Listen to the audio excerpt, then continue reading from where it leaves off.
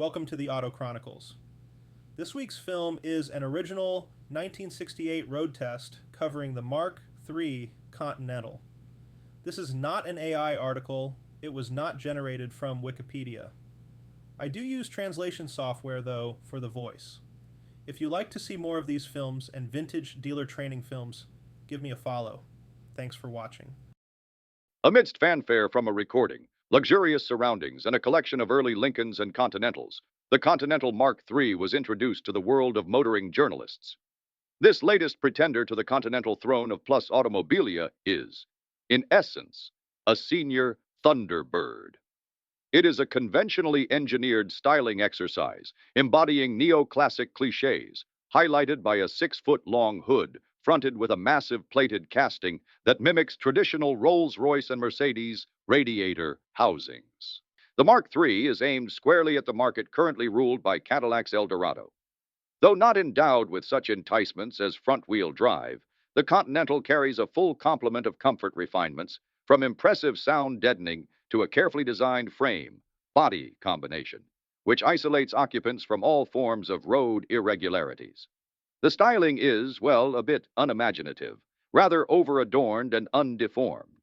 But the car seems fitted to its competitive marketplace.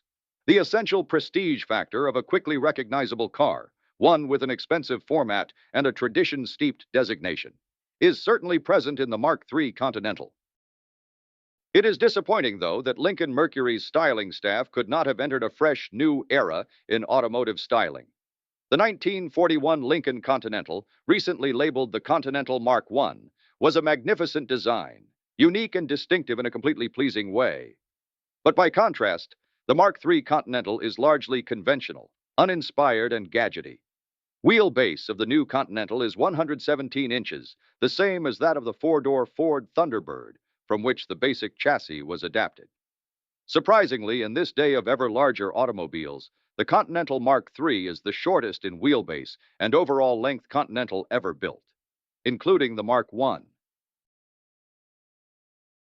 The overall length of the Mark III is 9 inches longer than the Thunderbird four-door and just 5 inches shorter than the 1968 Continental four-door. Overall width of the Mark III is identical to the four-door Continental and 2 inches greater than the Thunderbird. Interior dimensions of the Mark III are generally similar to those of the Thunderbird two-door hardtop.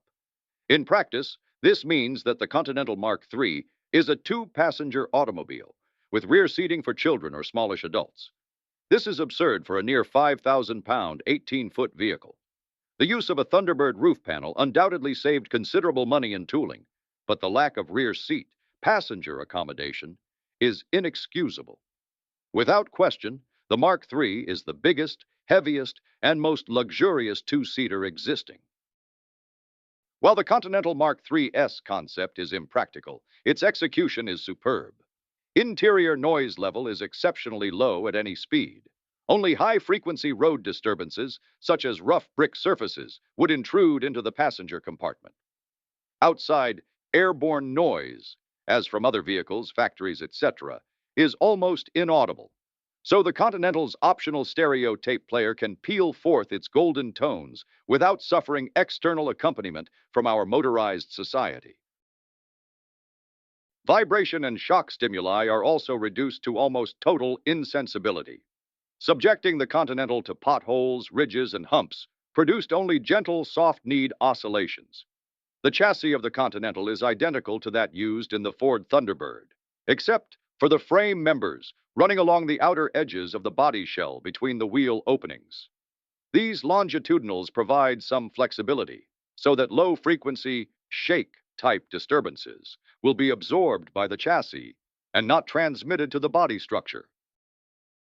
To offset the deliberate frame flexibility and reduce body panel shake, the body structure of the Continental is much stiffer than would normally be used in a separate body frame vehicle. In fact, the Continental's body shell is quite similar to a fully unitized structure. The engineers used stiffening members extensively inside lower body sills, dash panel cowl structure, and rear parcel shelf area. The effectiveness of this design concept was apparent in a brief road test. In spite of the over 6-foot hood of relatively flat contour, No hood shake was noted. Similarly, there was no visible shake of front fenders, cowl, steering column, or doors. In all, the Continental had a very high degree of structural integrity. Impressive for an automobile of such proportions. The Continental Mark III obviously is not intended as a road racing machine. Nevertheless, like any automobile, it should handle in a predictable, stable manner. We hesitate to add the word safe in view of current legislative nonsense, but this word certainly applies. The Mark III qualifies as an acceptable automobile, whatever the guidelines. It is surprisingly agile. It has a reasonable, though not excessive, amount of basic understeer, and the Mark III responds to driver commands with a minimum of wallowing and bobbing. Shock absorber control is superior to many two-tonners we've tested, particularly over large amplitude undulations. High-speed directional stability is excellent, as it should be in a car which will spend most of its life cruising straight, smooth highways. Performance of the Mark III is more than adequate with the new, for 1968, 460 cubic inch V8 engine, rated at 365 brake horsepower at 4,600 revolutions per minute. Speed limit cruising leaves plenty of acceleration in reserve.